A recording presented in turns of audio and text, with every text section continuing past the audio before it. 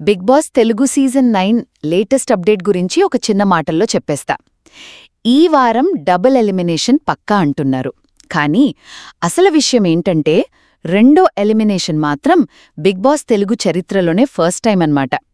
కొత్తగా వచ్చిన వైల్డ్ కార్డులు డిసైడ్ చేస్తారని గట్టిగా టాక్ నడుస్తోంది.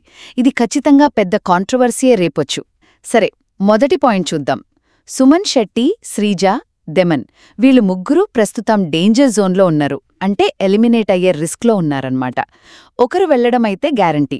ఇక్కడే అసలు ట్విస్ట్.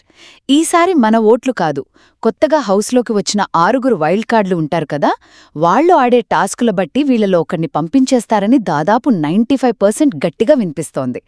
ఇలా జరగడం నిజంగా ఇదే మొదటిసారి. ఇక రెండో విషయానికొస్తే, ప్రేక్షకుల ఓట్లను పక్కన పెట్టి వైల్డ్ కార్డులు ఇలా ఎలిమినేట్ చెయ్యడం అన్యాయం, అంటే అన్ఫేర్ అని గట్టిగా వినిపిస్తోంది. మరా వైల్డ్ కార్డులు కూడా ఆలోచించాలి కదా. ఒకవేళ స్ట్రాంగ్ కంటెస్టెంట్ను పంపిస్తే బయట వాళ్ల ఫ్యాన్స్ తమకి ఓట్లు వేయరేమో అన్న భయం కూడా ఉంటుంది వాళ్లకి.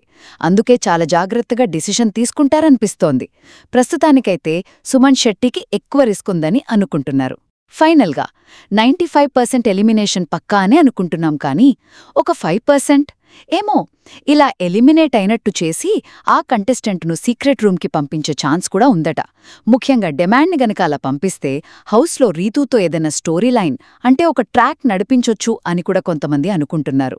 ఒక్క మాటలో చెప్పాలంటే ఈ ఊహించని elimination plan Bigg Boss Telugu 9 ఆట గతిని మార్చేసి ప్రేక్షకుల్లో కూడా దీని గురించే పెద్ద చర్చకు దారితీసింది.